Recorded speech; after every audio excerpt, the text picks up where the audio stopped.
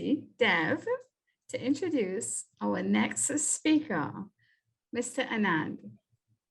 Dev, you're up. Let me introduce Mr. M.K. Anand, also known as C Change Anand. He is a founder and partner of the C Change Consulting and Lumen Network. He is a knowledge partner to corporates and MNCs and strategic business advisor and master connector to MSMEs. His recent YouTube MSME talk series and the innovative idea of the postal department is trending on the internet and has reached more than 1.4 million views and is being noticed worldwide. He is an author of the books 36 Golden Rules and the Virtual Coffee Table book. He is the EC member and the chairman MSME and the ICT subcommittee Andhra Chamber of Commerce.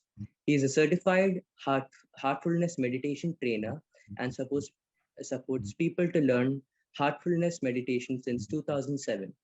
He has reached out to more than 50,000 students and 10,000 entrepreneurs face-to-face on holistic empowerment. Over to you, Anand, sir. Very good day to each and every one of you. Am I audible to all of you? All right. Yeah. Thank you, Dave, for your nice introduction. Thank you, Dr. Sabita, and my special gratitude to Dr. Hari Appanapalli and Mr. Abraham and everyone at Lead India Foundation. Thank you very much for this opportunity. Happy birthday to Dr. Kalam. He's still there with us and he will be with us forever.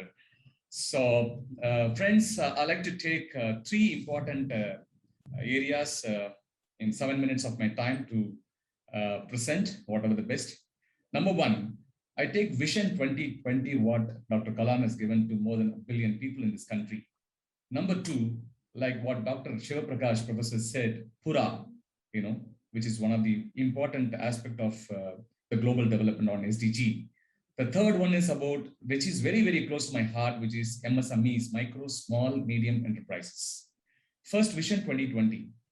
Vision 2020 is a great vision. Yes, 20 years have passed. And some people would think that, we have not achieved many, but actually we have achieved quite a lot. 1 billion people, 1.35 billion people, we all have to remember one single goal, which is, I think, the first ever in the planet Earth somebody has given to the country from the President Rashtrapati Bhavan. It's pretty difficult for more than 1 billion people to really understand and assimilate and imbibe the Vision 2020, which took a long time. But it's like a Chinese bamboo tree. First few years, it stops. We can't even see whether it is really growing or not, nurturing or not. But after some time, it grows like, 18 feet in 2 weeks' time. So the world's largest democracy, which is India, today started learning quite a bit about Vision 2020. Everyone has a feeling like, why have we, have we missed something out there the last 20 years? No, definitely. According to me, the second important lesson or second important solution what Dr. Kalam has given to all of us, especially from the political spectrum, he said, focus on 70%. Focus 70% on developmental politics and 30% on electoral politics. In fact, he presented in front of August leaders in the parliament itself. The youngsters who are coming to the political system, we need to understand 70% we have to focus on developmental politics and 30% on electoral politics. This is one of the solutions which can speed up, ramp up the execution of the vision which he has set for the country. Third is job-seeking mindset. We Indians, we have job-seeking mindset. We are supposed to create jobs. We have 1 million problems, but we have 1 billion brains, right? So we can always go for job creation mindset, which eventually take us to the vision much closer and accomplish in our lifetime. The second important point is Pura. Dr. Shiva Prakash beautifully mentioned. This is very, very close to my heart. 700 million people are living in rural India and 300 million people are living in urban of India. Providing urban amenities to rural areas, what we call Pura cluster that he has created. If you could read the book Target 3 Billion of Dr. APJ, you will be able to learn quite a lot of stuff, including agriculture, health, education, and environment, and small-scale industries. You could see the backdrop of mine where I talked about, in fact, I presented about Pura concept. And I think it is not just for the India. If you really see, Dr. Kalam did not say Pura is for India. It's not just providing urban amenities in rural India. He mentioned rural areas, which means it's globally applicable for anybody to emulate and then present it for themselves. third point is very, very important, which I'm going to take a couple of minutes to present, which is very close to my heart. 28/10/2005, exactly the same October, 16 years ago, Dr. APJ Abdul Kalam, presented in the National Convention of Small Development or Small Entrepreneurial Development event, where he talked about capacity building in small-scale industries, where he talked about three important bullet points. One is law of development for trade and business. Second is innovation. Third is creative leadership. Dr. Kalam always not just give vision, he always gives step-by-step approach for us to be able to implement it in our process in terms of execution. So people talk strategies, people talk about execution. He has given execution strategies for us to be able to implement it. Let's little dive deep into this subject. Law of development. What exactly law of development? It talks about dynamics of competitiveness. The competitiveness comes out of three dimensions. One is about quality of products, two is cost effectiveness, third is supply on time. If each and every organization follows these three dimensions to the competitiveness, I think we are definitely going to be there on the vision what he has set for small scale industries. That can be achieved only through innovation. The innovation, in fact, he mentioned about Finland, the global competitiveness index. Finland used to be the #1, USA is 2, Singapore is in 6, China is in 49, India is in 50. I mean, it talked about this 16 years ago. I don't know the exact current GCI statistics. Perhaps we definitely would have improved better. Through innovation, we will be able to achieve the competitiveness. The innovation comes from technology through scientists, engineers, and technicians. All of these can be empowered only through creative leadership. The creative leadership comes out of, in fact, these are all given by Dr. Kalam. R&D productivity is shaped by policies and government and institutions, which can really wrap up the economic development and industry on capacity development.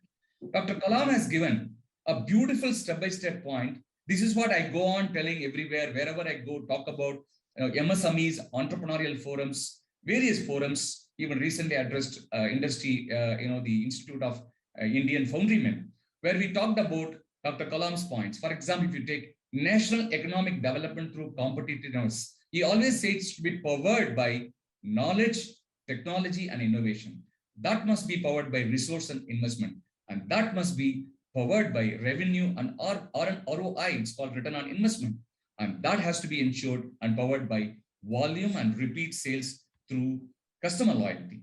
And that must be powered by quality and value of products. And that should be powered by employee productivity and innovation. And that needs to be powered by employee loyalty, satisfaction, and work environment. And that must be powered by management stewardship and project management. See, look at the step-by-step execution strategies.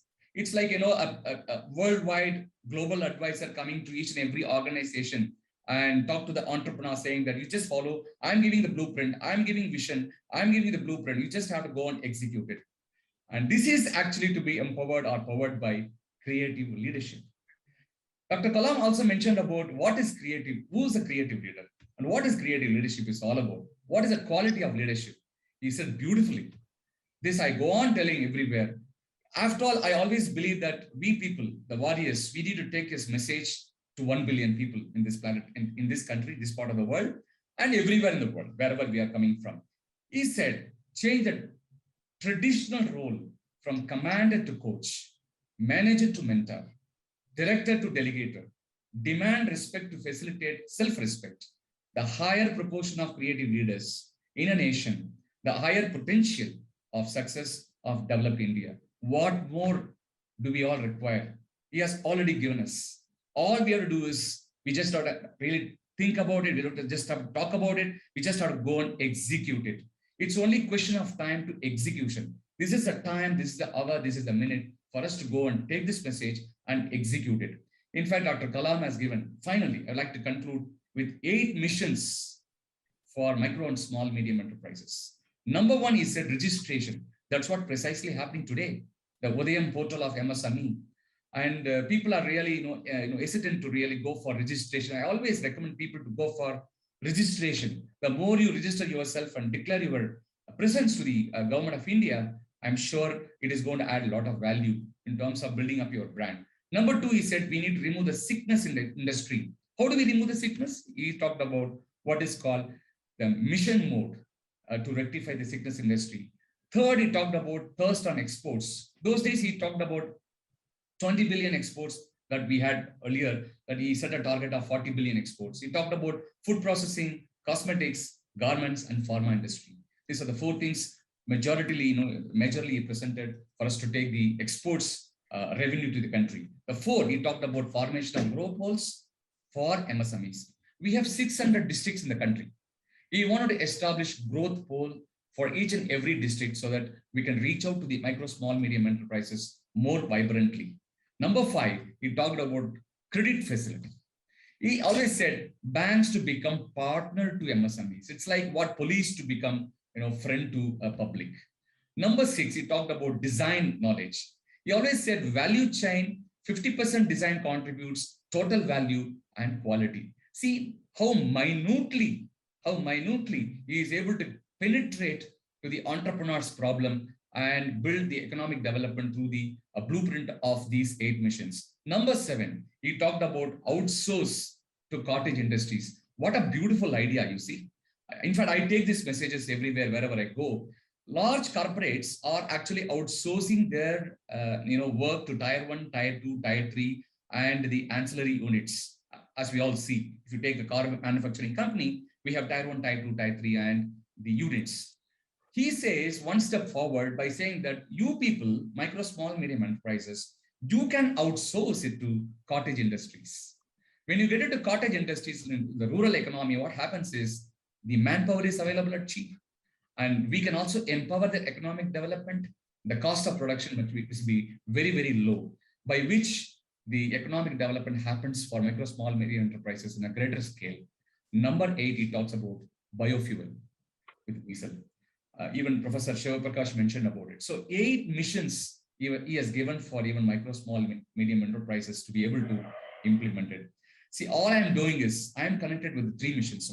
One is I talked about, the Pura model, where I'm directly connected with healthcare. I'm directly connected with agriculture, and I'm directly connected with micro, small, medium enterprises. I only take what Dr. Kalam has said, all his books, all his writings, all his videos, keep on, I watch, and then I take this message to the various forums where I'm connected with. In fact, today my business, my profession, my way of living, everything becomes blended with these noble thoughts of Dr. Kalam. And with that, I also would like to share happily that I live in a place where Dr. Kalam studied 50 years ago is engineering.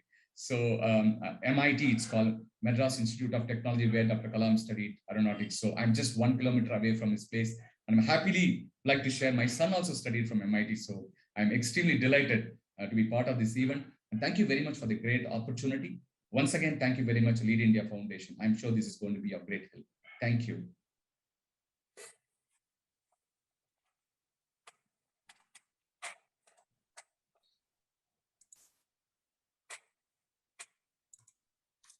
Thank you very much, Mr. Anand, for sharing such wonderful insights with us.